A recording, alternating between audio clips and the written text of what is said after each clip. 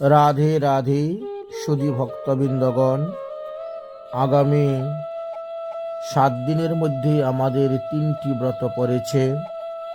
এক হলো অদ্বৈত জয়ন্তী, এক হলো ভৌমি একাদশী, আর এক হলো নিত্যানন্দ জয়ন্তী।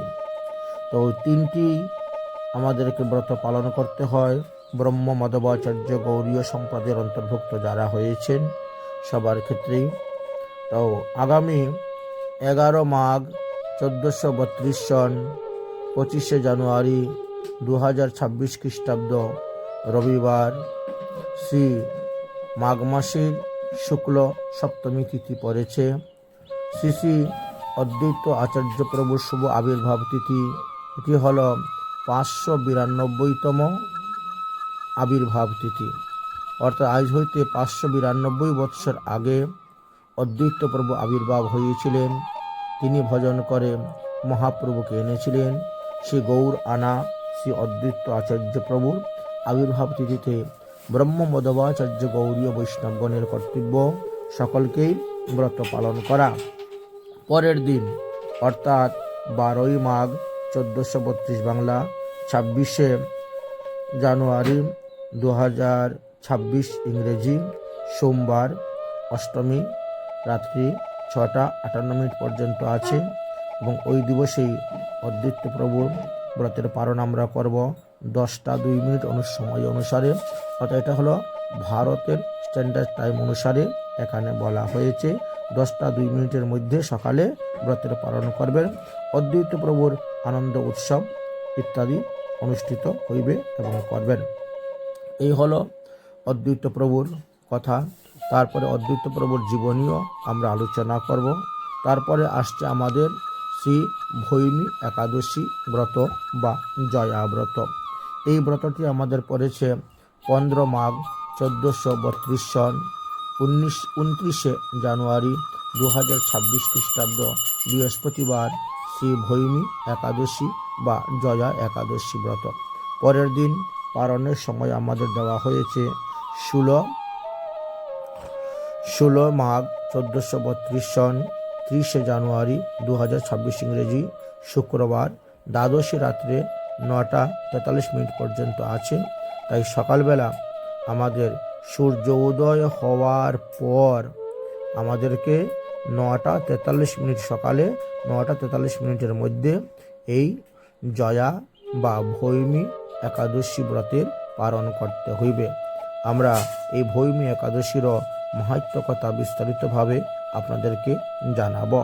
তিথি বিস্তারের কথা যদি আমরা আলোচনা করি তাহলে 14 মাঘ 1432 সন 28 জানুয়ারি 2026 বুধবারে দশমী দিবা 2টা 21 মিনিট পর্যন্ত ছিল। তারপরে একাদশী লেগে গেছে এবং 15 মাঘ 1432 সন 29 জানুয়ারি 2026 বৃহস্পতিবার একাদশী দিবা 12টা 30 মিনিট পর্যন্ত ছিল। তারপরে দ্বাদশী লেগেছে এবং 16ই মাঘ 1432 সন 30 জানুয়ারি 2026 শুক্রবার দ্বাদশী রাত্রে 9টা 43 মিনিট পর্যন্ত ছিল। এইভাবে তিথি বিস্তার অনুসারে এইবার যে আমাদের ভৌমি একাদশী বা জয়া একাদশী, এটা আমাদের একাদশী সংযুক্ত দ্বাদশীতেই ব্রত পালন করা হচ্ছে এবং দ্বাদশীর মধ্যেই আবার পালন করাও হচ্ছে একাদশী সংযুক্ত। তারপরে আসলো আমাদের শ্রী শ্রী নিত্যানন্দ ত্রয়োদশী ব্রত। আগামী 17ই মাঘ 1432 সন 31শে জানুয়ারি 2026 খ্রিস্টাব্দ শনিবার মাঘী শুক্লা ত্রয়োদশী তিথি পড়েছে। এই বছর 553তম শ্রী শ্রী নিত্যানন্দ প্রভুর আবির্ভাব তিথি বা জয়ন্তী ব্রত, নিত্যানন্দ প্রভুর জয়ন্তী ব্রত পড়েছে। শ্রী অদ্বৈত আচার্য প্রভুর মতনই মধ্যাহ্নকালে নিত্যানন্দ প্রভুরও অভিষেক হইবে এবং পরদিন অর্থাৎ 18ই মাঘ 1 ফেব্রুয়ারি 2026 খ্রিস্টাব্দ রবিবার সূর্য উদয় হওয়ার পর 10টা 2 মিনিটের মধ্যে নিত্যানন্দ প্রভুর যে ব্রত সেই ব্রতের পালনটি করা হইবে। তো একাদশী ব্রতের যে পালনের মন্ত্র আছে সেইভাবে সেই মন্ত্র উচ্চারণ করেও আপনারা নিত্যানন্দ প্রভুর ব্রত এবং অদ্বৈত প্রভুর ব্রতের পালন করিবেন। এই সমস্ত ব্রত একাদশী ব্রতের মতনই সম্পূর্ণ দিন থাকতে হয়। এটি অর্ধ দিবস কোনো ব্রত নেই। কিছু কিছু নতুন নতুন সম্প্রদায়ের আবির্ভাব হয়েছে, তারা অভিষেকের অন্তে 12টার পরেই অন্ন ব্যঞ্জন আদি গ্রহণ করেন, কিন্তু এটা উচিত নয়। এটা কোনো শাস্ত্র, কোনো মহাজনগণের সিদ্ধান্ত নয়। এটি অপসিদ্ধান্ত এবং কুসিদ্ধান্ত তারা রটাচ্ছে এবং ছড়াচ্ছে সমাজের মধ্যে।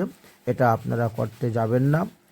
শাস্ত্রবাক্য গুরুবাক্য চিত্ততে করিয়া ঐক্য সতত ভাসিবে প্রেম মাঝে, এটি নরোত্তম দাস ঠাকুর মহাশয় আমাদেরকে বলে গেছেন। গুরুদেবের বাক্য যদি শাস্ত্রের সঙ্গে মিল না থাকে তাহলে সেটা না মানলে অপরাধ হয় না, পাপ হয় না। কিছু কিছু সম্প্রদায়ের লোক আছে, তারা 12টা পর্যন্ত থাকেন উপবাস, তারপরে তারা পালন করে নেন, খাওয়া দাওয়া করে নেন। এটা ঠিক নয়। অতএব বিশেষ কিছু জানতে গেলে আমার হোয়াটসঅ্যাপে যোগাযোগ করবেন। রাধে রাধে।